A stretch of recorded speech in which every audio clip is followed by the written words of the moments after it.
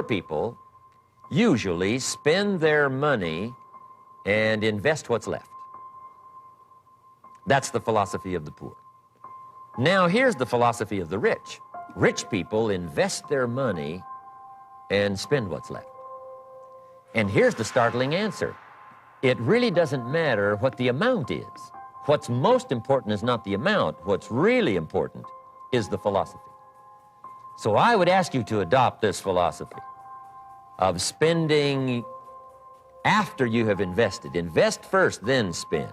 Is there anybody in here that's been through enough suffering in your life that you held on by a thread and you were just holding on by the skin of your teeth and you made it over, and sometimes you felt like giving up, and sometimes you felt like dying, and sometimes you felt like committing suicide, but there was just a little bit of ray of light, just a little bit of light coming into the dark ark that lit it just enough for you to press your way through the storm and the rain. Why would you not go for it? Why would you not take a chance? At one point in time, you got to take a chance on you.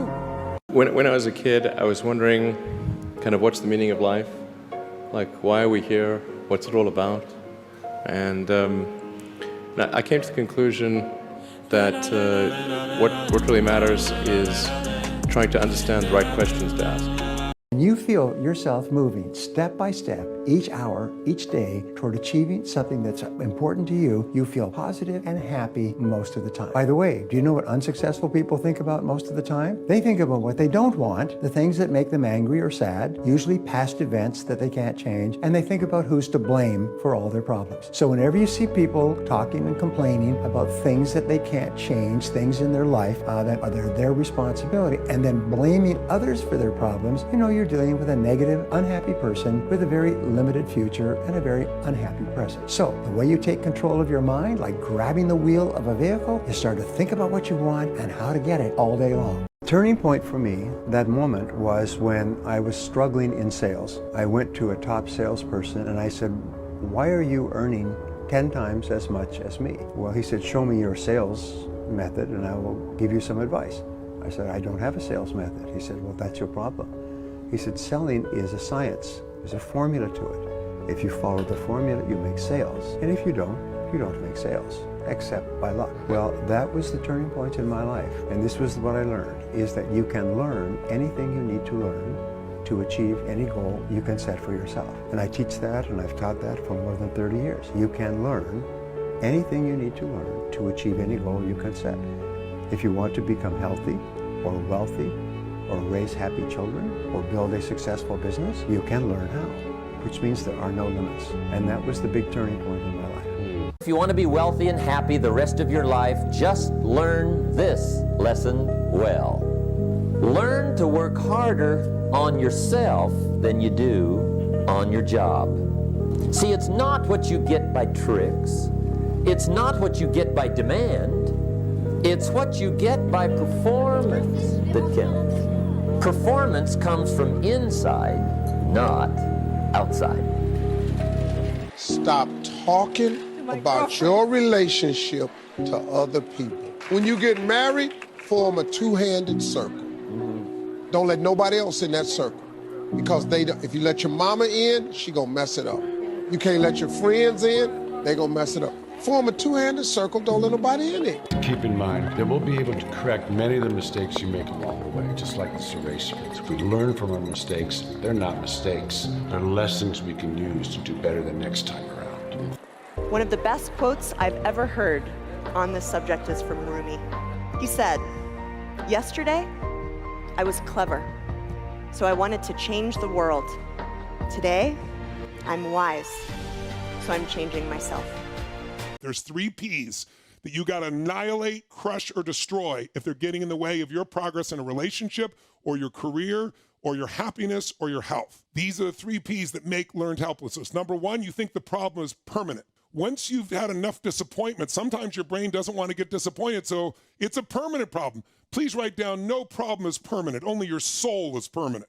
Nothing's forever. Everything changes. Everything eventually ends and something new begins. That's part of life. Those are the seasons of life. The second P that keeps people in learned helplessness so they don't change, this belief's got to be annihilated, broken through, and that it's pervasive. That means that because my relationship's not great, my whole life is horrible. And you're forgetting you do have health, or you do have friends, or you do have a job, or you do have whatever. I can breathe. And the third one is we think the problem is personal. There's something wrong with me. And if you start believing that, it becomes self-fulfilling. You give up. See, I'm not good enough. I'm not beautiful enough. I'm not smart enough. I always screw it up. So those 3 Ps got to be destroyed. Nobody believes in you. You've lost again and again and again. The lights are cut off, but you're still looking at your dream, reviewing it every day and saying to yourself, it's not over until I win. There's a saying, when the devil ignores you, then you know you're doing something wrong. Wait a minute, I'm not done now. You know, the devil goes, oh no, leave him alone. Hey, he's my favorite. Don't bother him. Yeah. Conversely,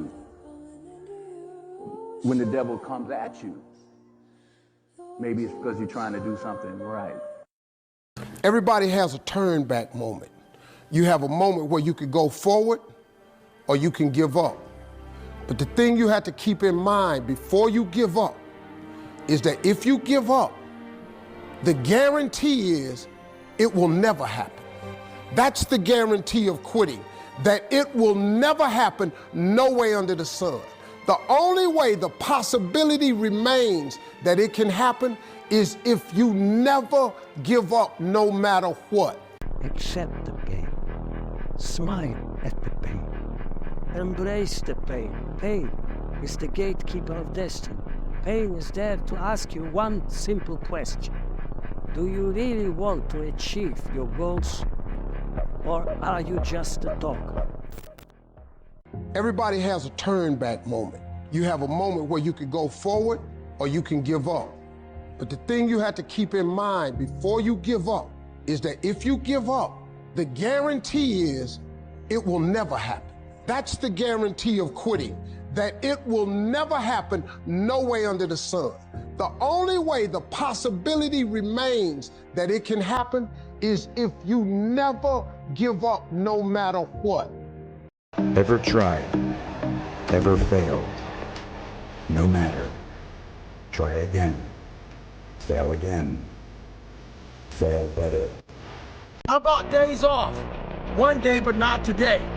Job's not finished. Job finished? I don't think so. How bad are you really? You want to see what you do when you're tired. Let me see how you push yourself. Come on, man. Get up. Get up again tomorrow. Get up again tomorrow. Get up again tomorrow.